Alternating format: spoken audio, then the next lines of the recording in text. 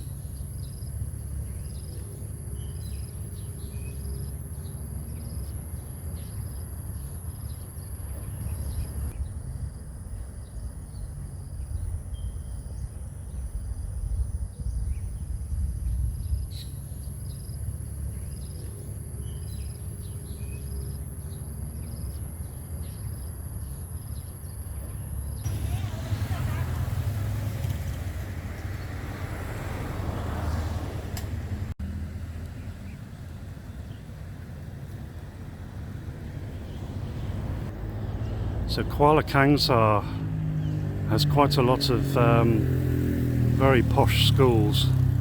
I'll show you one just on the other side of the road over there. That's probably the poshest one. It's billed as the Eton of Malaysia, apparently. And what they also have got a lot of here are really big playing fields, lots of rugby pitches and football pitches.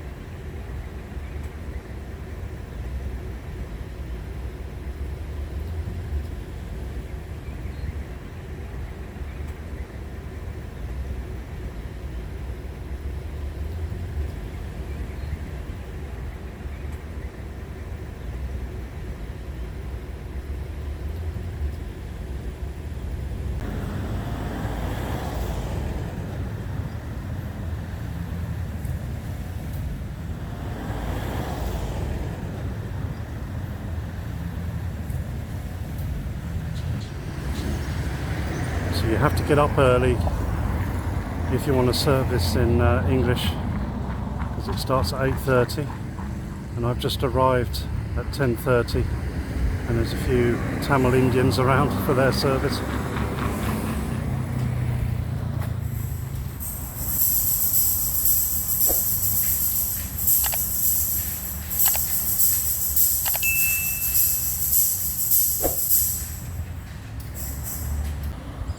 So this tree in front of me is actually a rubber tree, believe it or not.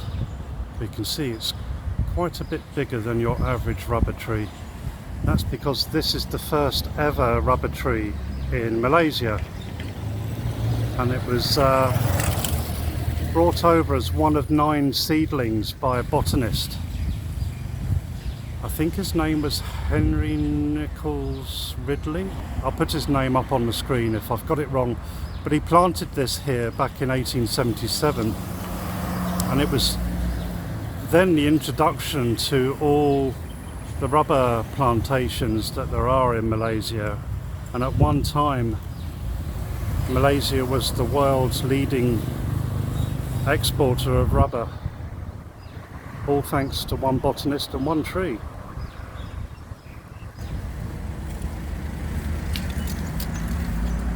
There's a little plaque here.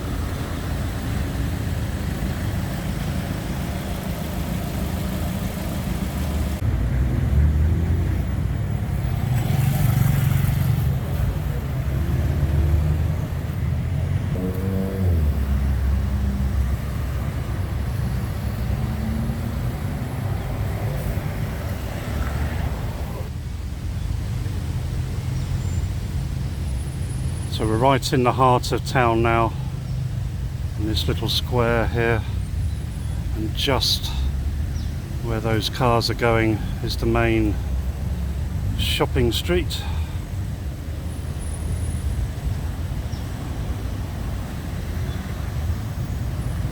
And we've got a clock tower here and a post office across the road.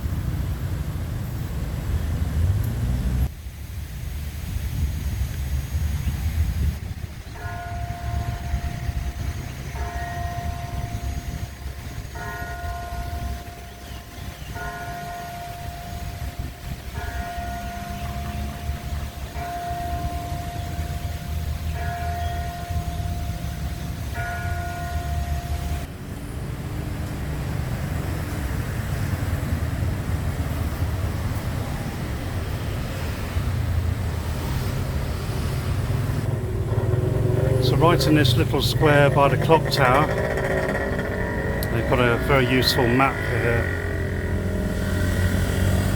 So we've already visited quite a few of these places in the town. And then this part of town is where we'll be going next.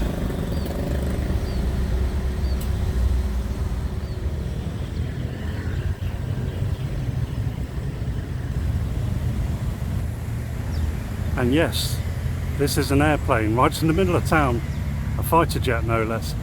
This is a McDonnell Douglas Skyhawk, and it's such an odd thing to find in the middle of town.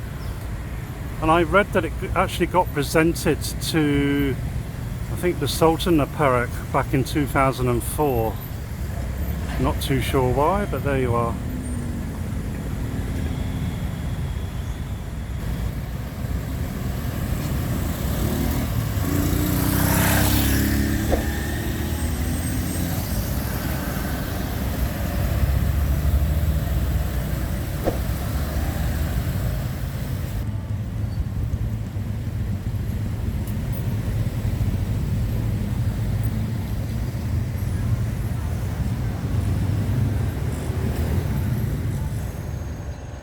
Okay, so this is the Perak River that flows through town. Pretty big, wide river. And we'll be crossing over it to get to the other sites, such as the mosque and the palace. In fact, there's more than one palace on the other side.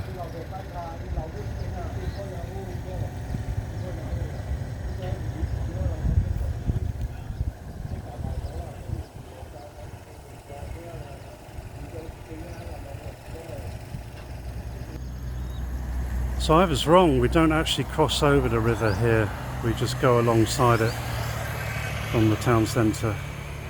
So we were just down there. It's very, very posh around this area.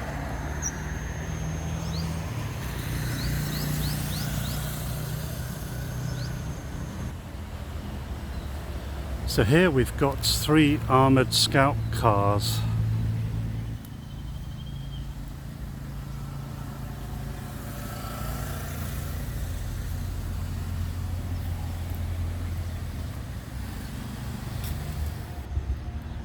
The information here is all in Malay.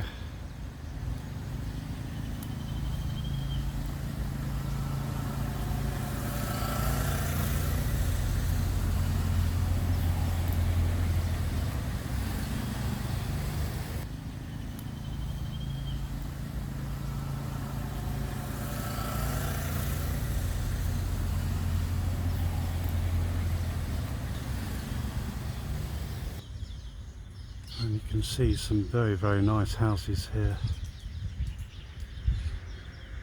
It's almost like it's the Beverly Hills of Kuala Kangsar.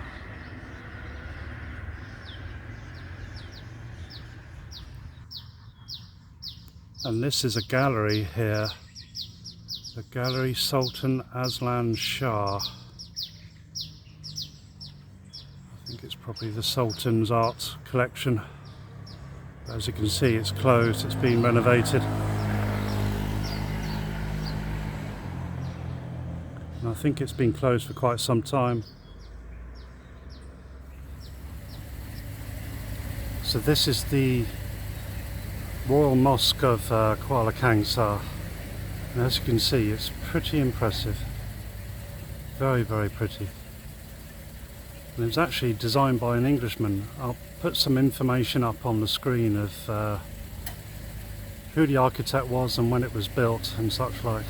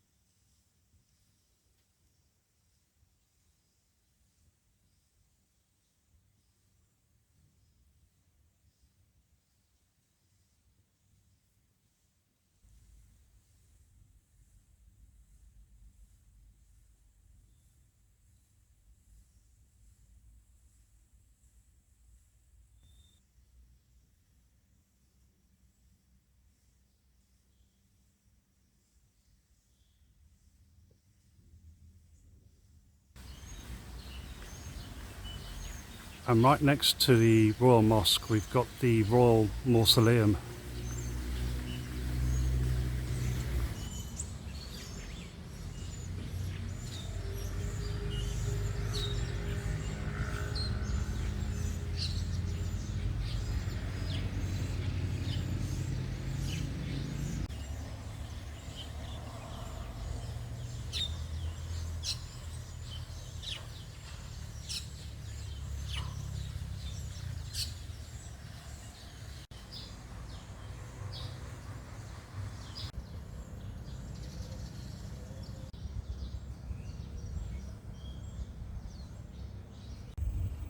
I don't know if you can see it through the trees and the fence,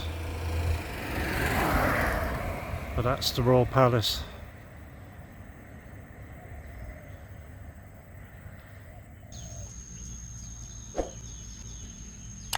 Rather impressive set of gates to get up to the palace.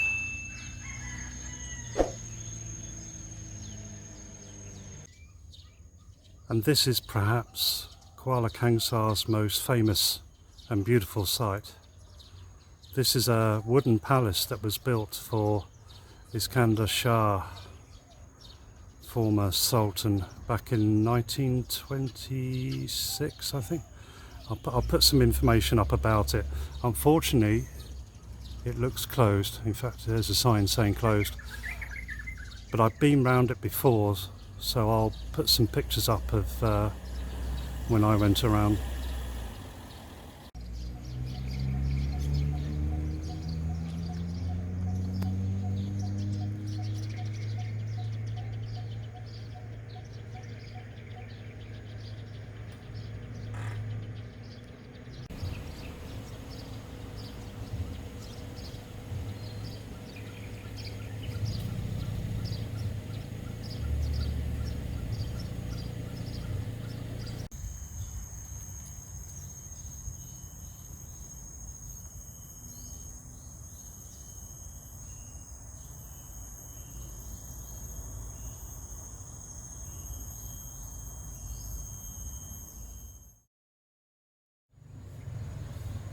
So I've now come up about 10 kilometres north of Kuala Kangsar to this bridge. This is called Victoria Bridge, and it's said to be the oldest railway bridge in all of Malaysia, and it's a very, very impressive structure here. And I'll tell you some information as I'm walking around here. As I said, this is the oldest railway bridge in Malaysia, having been built between December 1897 and March 1900 by the Perak Government Railway as a crossing over the Perak River to serve the local tin mining industry. It cost $300,000 and was considered the largest railway project carried out in Malaya at the time. It's 350 metres long, and the British Resident General at the time, Sir Frank Swettenham, in his speech, said that this was the largest bridge in Asia outside of India. During the Japanese occupation of Malaya in 1941, the British Army attempted to impede the Japanese invasion southward by partially destroying the bridge. It was repaired after the end of the war, with barracks and additional security features being added during the period of the Malayan emergency. It remained in use until 2002, when a new concrete bridge wide enough to handle double tracking was opened beside the old bridge. You can definitely see the difference between the old and the new. The new is all concrete, and the old is brick and steel. And you can see here just how close the modern bridge is up against the old one. And I believe this was built during the war when the Japanese were invading Malaya, and British built some defence for the bridge.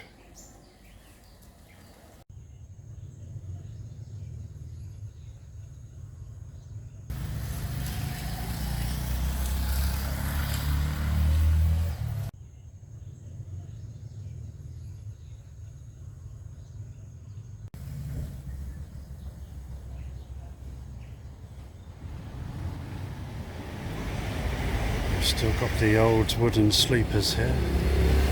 And then right next to it,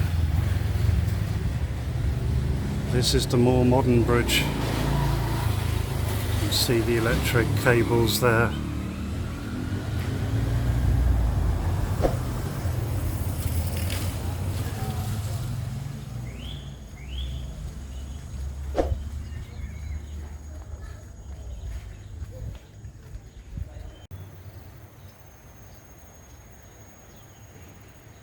And that's where I'm going to leave off this video for now.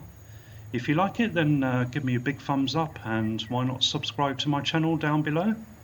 Until the next video, see you later.